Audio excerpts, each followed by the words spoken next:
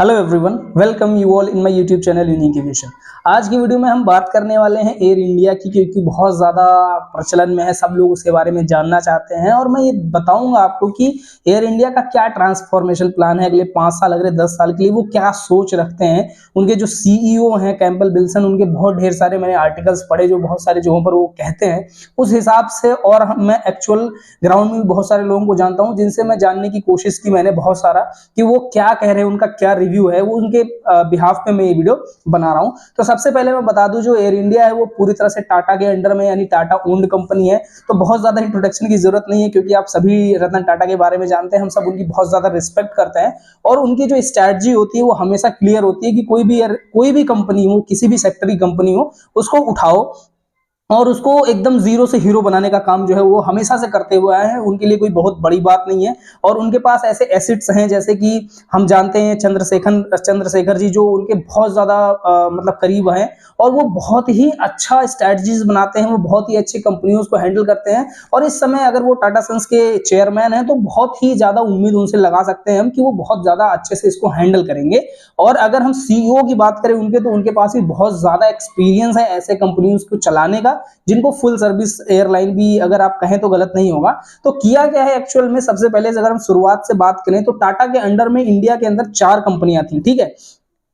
पहले 3 थी, air India को लेने के बाद 4 हो गई। तो उनके पास 4 कंपनियां कौन कौन सी थी? एयर इंडिया तो थी ही, विस्तारा थी, air India express air India के साथ आ गया, और इसके साथ साथ उनके पास था एयर एशिया का बहुत ज्यादा स्टेक, यानी लगभग 80 to 82% तक का शेयर उनके पास पहले से ही था, ठीक है। तो उन्होंने किया क्या, उन्होंने आपके इंडियन मार्केट की नस पकड़ी। और क्योंकि एयर इंडिया और विस्तारा उनके पास पहले से जब था भी, तो वो हमेशा से उनका एक ही फोकस था कि इसको प्रीमियम ब्रांड बनाया जाए इंडिया के अंदर। क्योंकि अगर आप देखोगे तो सारे लो कॉस्ट कैरियर हैं, यानी कि वो सारी एयरलाइंस हैं जो सिर्फ सस्ती टिकट देना चाहती हैं, उनको सर्विसेज से मतलब नहीं है, उनको हर एक सर्विस का एक्स्ट्रा चार्ज देना, ये सारी चीजें पहले से चलती हुई आ रही हैं।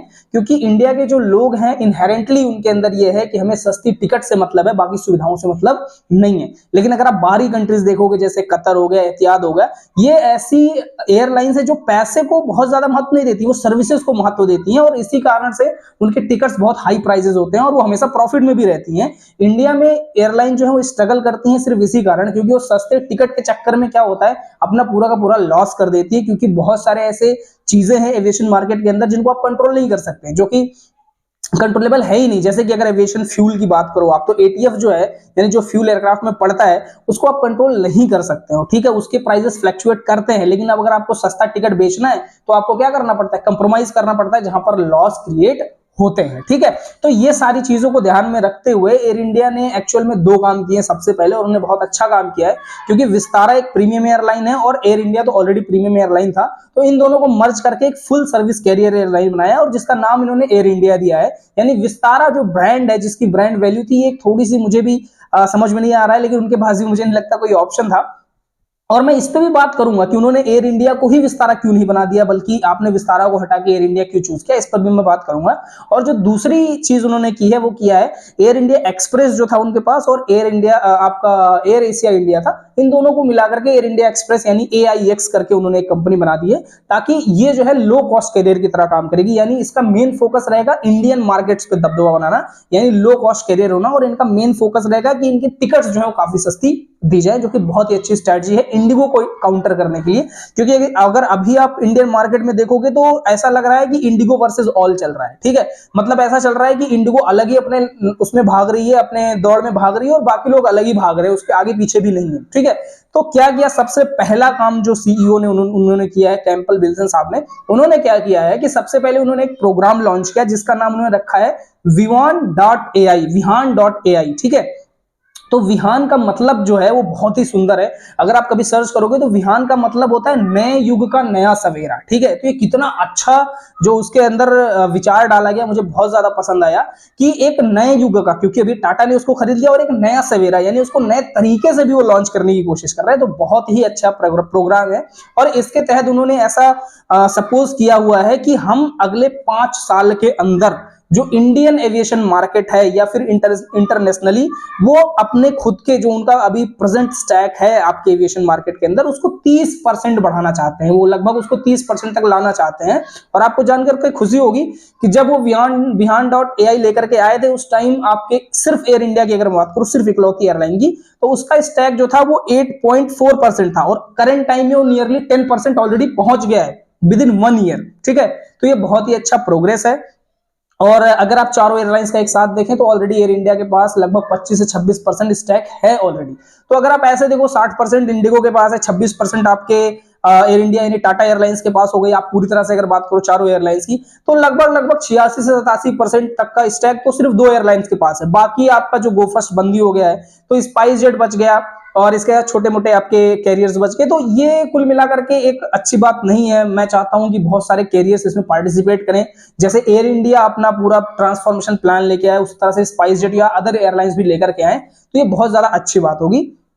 लेकिन फिलहाल हम बात कर रहे थे एयर इंडिया की। और हाँ, मुझे सवाल याद आ गया कि मैंने अभी थोड़ी देर पहले आपसे बोला था, मैं ये बताऊंगा कि एयर इंडिया ही क्यों रखा गया। क्योंकि अगर आप ज्यादा करीब से एनालाइज करोगे तो आपको ऐसा लगेगा कि विस्तारा की ब्रांड वैल्यू ज्यादा है as compare to Air India, लेकिन फिर भी एयर इंडिया को आपको सस्टेन करना पड़ा और विस्तारा को ड्रॉप करना पड़ा। ऐसा क्या मजबूरी था एयर इंडिया के सामने, वो मैं बता देता हूं। देखिए, एयर इंडिया जो है पूरे आपके इंडिया के अंदर इकलौती एयरलाइन है जो स्टार एयरलाइंस का मेंबर है। ठीक है, तो स्टार एयरलाइंस क्या है? एक ग्रुप है जिसका मेंबर होने का मतलब होता है कि आपको इंटरनेशनली बहुत ज्यादा बेनिफिट मिलता है। ठीक है, बहुत ज्यादा एयरलाइंस इसके मेंबर्स नहीं है। जो भी एयरलाइंस इसके मेंबर्स होते हैं वो एक दूसरे की हेल्प करते हैं। ठीक है, और ये बहुत पुराना ग्रुप है, इसमें सिर्फ एयर इंडिया ही शामिल है। इसी वजह से आप देखोगे एयर इंडिया इतने घाटे में भी था, एयर इंडिया का सर्विस काफी पुअर हो गया था जब ये गवर्नमेंट ओन थी, लेकिन उसके बावजूद भी उसके जो इंटरनेशनल स्लॉट्स थे, जैसे कि लंदन हीथ्रो का जो स्लॉट था, या फिर जो अमेरिका के अंदर बहुत सारे सैन फ्रांसिस्को या वॉशिंगटन डीसी, ऐसी जगहों का जो एयरलाइन स्लॉट मिलना ही बहुत बड़ी बात होती है, वो हमेशा से एयर इंडिया के पास था, पर विस्तारा के पास नहीं था। ठीक है, तो इसीलिए उसको आपको विस्तारा को एयर इंडिया में मर्ज करके एयर इंडिया बनाया गया है, ताकि उन स्लॉट्स को सुरक्षित किया जा सके। क्योंकि अगर आप ब्रांड खत्म कर दोगे ना, एयर इंडिया खत्म करके विस्तारा बना दोगे, तो वो सारे स्लॉट्स, आपके स्टार एयरलाइंस का मेंबर, ये सब कुछ आपसे छिन जाएगा। तो ये बहुत बड़ी चीज है, ये कोई जल्दी पाता नहीं है। इसलिए क्योंकि विस्तारा भी बहुत नया ब्रांड था और उन चीजों को आप एयर इंडिया में डाल सकते हैं। यानी अगर आप अपनी सर्विसेज अच्छी कर दें, अगर आप पैसेंजर का जो एक मतलब एक सेटिस्फैक्शन लेवल होता है उसको अच्छा कर दें, तो आप कुल मिलाकर के वो ब्रांड वैल्यू जो आपने विस्तारा के लिए बनाई थी वो एयर इंडिया के लिए भी बन सकती है। लेकिन जो एयर इंडिया के पास ऑलरेडी बेनिफिट्स थे वो विस्तारा को नहीं मिल सकती, उसके लिए बहुत मशक्कत करनी पड़ती, क्योंकि इंटरनेशनली सारी चीजें ले जाकर के और अपना काम करवा लेना बहुत बड़ी बात होती है एविएशन इंडस्ट्री के अंदर। इसीलिए मतलब एयर इंडिया को चुना गया, विस्तारा को नहीं चुना गया। बहुत सारे लोगों के मन में सवाल था, तो ये मैंने बता दिया। ठीक है, अब इसके साथ साथ जो सबसे अच्छी बात है कि जो एयर इंडिया को इन्होंने 2 पार्ट में डिवाइड किया। पहले टाटा जो ओन्ड कंपनीज थी उनको 2 पार्ट में डिवाइड किया, फुल सर्विस एयरलाइन जिसमें एयर इंडिया और विस्तारा को मर्ज कर दिया, और लो कॉस्ट कैरियर जिसमें आपका एयर इंडिया एक्सप्रेस और एयर एशिया को मर्ज कर दिया। ठीक है, तो इससे अब क्या होगा, इसके लिए उन्होंने ना बहुत चतुराई करी है। देखिए, उन्होंने जब ऑर्डर किया एयरक्राफ्ट का, आप सबको पता है 470 एयरक्राफ्ट का ऑर्डर विथ लगभग 150 एयरक्राफ्ट ऑप्शनल, मतलब अगर उन्हें जरूरत पड़ेगी तो आप ले सकते हैं। तो इतने बड़े ऑर्डर के पीछे जो सबसे अच्छी बात निकल के आई वो ये है कि एयर इंडिया ने वाइड बॉडी एयरक्राफ्ट यानी 70 ऐसे एयरक्राफ्ट हैं उसमें जो कि वाइड बॉडी एयरक्राफ्ट है। वाइड बॉडी एयरक्राफ्ट मतलब बहुत बड़े एयरक्राफ्ट जिसमें डबल आइल एयरक्राफ्ट होते हैं, यानी 2 जगह से जाने का रास्ता होता है, उसको हम बोलते हैं वाइड बॉडी एयरक्राफ्ट, जो बहुत बड़े एयरक्राफ्ट होते हैं और उसमें बहुत सारी सुविधाएं आप दे सकते हैं। क्योंकि वो बहुत बड़े होते हैं तो उसमें सुविधा भी बहुत ज्यादा अच्छी होती है और पैसेंजर भी बहुत ज्यादा बैठ सकते हैं। ठीक है, इसीलिए एयर इंडिया ने, आपने अगर देखा होगा ऑर्डर्स की लिस्ट आपने देखी होगी, तो उसमें 40 एयरक्राफ्ट तो ऐसे हैं जो आज तक इंडिया ने कभी ऑपरेट ही नहीं किए, वो है एयरबस 350। ठीक है, तो एयरबस का जो 350 एयरक्राफ्ट है वो अभी बहुत ज्यादा इकोनॉमिकल है, बहुत ज्यादा मतलब सर्विस देने वाला एयरक्राफ्ट है, बहुत ज्यादा एरोडायनेमिकली बहुत ज्यादा स्ट्रॉन्ग है। यानी आपका तेल भी कम खाएगा और कुल मिलाकर अगर आप सिंपल भाषा में बात करें तो तेल भी कम खाएगा और परफॉर्मेंस भी बहुत अच्छा देगा। उसका केबिन जो है बहुत ज्यादा क्वाइटर, उसके अंदर आवाज वगैरह बहुत कम आती है। तो बहुत ही अच्छा प्लान है वो 40 एयरक्राफ्ट को लेने का, क्योंकि इंडिया में पहली बार एयरक्राफ्ट ऑपरेट कर रहे हैं तो उसमें डिस्काउंट वगैरह भी काफी मिला होगा, तो ये बहुत अच्छी बात है। और उसमें से 6 एयरक्राफ्ट जो है विद इन 6-7 मंथ उनके पास आ जाएंगे। एक एयरक्राफ्ट तो एकदम बिल्कुल रेडी है, वो हो सकता है दिसंबर के एंड तक एयर इंडिया को मिल भी जाए। ठीक है, तो ये बहुत अच्छी बात है। इसके साथ साथ आप जानते हैं कि सिर्फ वाइड बॉडी ही नहीं, जैसे एयरबस 320 और 321 एयरक्राफ्ट जो हैं, एयर आपका विस्तारा ऑलरेडी आप देखते हैं उसमें बिजनेस क्लास प्रीमियम इकोनॉमी में ऑलरेडी ऑपरेट कर रहा है, ठीक है। तो ये तो 70 एयरक्राफ्ट जो ऑर्डर हुए हैं, इसके साथ साथ एयर इंडिया के पास भी और विस्तारा के पास भी ऑलरेडी वाइड बॉडी एयरक्राफ्ट हैं, ठीक है। तो उन वाइड बॉडी एयरक्राफ्ट को सपोर्ट करने के लिए जो 70 एयरक्राफ्ट दिए गए हैं, ये बहुत ही अच्छा डिसीजन है। और इसके साथ साथ आप जो छोटे एयरक्राफ्ट यानी नैरो बॉडी 321 और 320 है, उनमें भी आप ऑब्वियसली फुल सर्विस एयरलाइन में यूज होते हैं और आप उनको यूज कर भी सकते हैं। ये बहुत ही बेहतरीन डिसीजन है टाटा सन्स के द्वारा, और जो उनके चेयरमैन है उनको तो सलाम है, क्योंकि वो बहुत अच्छे डिसीजन लेते हैं। और इसमें क्योंकि गवर्नमेंट का भी इन्वॉल्वमेंट है, अगर आपने देखा होगा वो वीडियोस जब ऑर्डर हो रहे थे, तो गवर्नमेंट, फ्रांस के गवर्नमेंट का भी इन्वॉल्वमेंट है, यूएस गवर्नमेंट का इन्वॉल्वमेंट है, इंडियन गवर्नमेंट का इन्वॉल्वमेंट है। तो ये कुल मिलाकर के बहुत अच्छा फायदा देने वाला है एयर इंडिया को।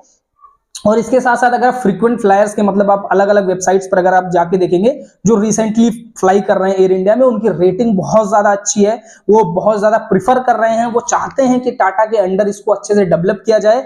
और अगर आप देखेंगे तो जो पहले रेटिंग होती थी 10 में, वो 4 से 5 के बीच में लोग देते थे जब ये फ्लाई करते थे एयर इंडिया में, वो रेटिंग सडनली इंक्रीज हो गई है 7 to 7.6 के बीच में, ठीक है। तो ये बहुत बड़ा ट्रांसफॉर्मेशन है, इतनी इजीली नहीं मिलता है, लेकिन बहुत with in short period of time बहुत ही अच्छा ट्रांसफॉर्मेशन प्लान रखा गया है। और इसके साथ साथ ऐसा नहीं कि सिर्फ पैसेंजर्स के लिए, क्योंकि मेरे खुद के भी बहुत सारे ऐसे दोस्त हैं जो एयरक्राफ्ट मेंटेनेंस फील्ड में ही है, और उनके भी और बहुत सारे ऐसे दोस्त हैं जो पायलट फील्ड या ऑपरेशनल फील्ड या फिर केबिन वाली फील्ड में है। तो वो सब बताते हैं कि सिर्फ ऐसा नहीं है कि पैसेंजर्स को सर्विसेज अच्छी मिल रही हैं, वहां के जो इंप्लॉइज हैं उनको भी बहुत ज्यादा सेटिस्फैक्शन मिल रहा है, उनको भी एक अच्छा करेज मिल रहा है जब वो टाटा सन्स के अंडर में वर्क कर रहे हैं। तो ये बहुत ही अच्छी बात है। ओवरऑल जो ग्रोथ होगा एयर इंडिया का, वो तो अभी 1-1.5 साल और देखना पड़ेगा, बट अभी के जो रिजल्ट्स निकल करके आ रहे हैं उसमें बहुत ही अच्छा ग्रोथ देखने को मिल रहा है। तो मैं और आप जैसे लोग यही होप करेंगे कि ऐसा ही ग्रोथ आगे भी देखने को मिले, ठीक है। तो आई होप इस वीडियो से आपको बहुत कुछ जानने को मिला होगा। अगर आपको वीडियो पसंद आई हो तो आप वीडियो को लाइक कर सकते हैं, चैनल को सब्सक्राइब कर सकते हैं, वीडियो को बहुत ढेर सारे लोगों तक शेयर कर सकते हैं ताकि सबको नॉलेज मिल सके।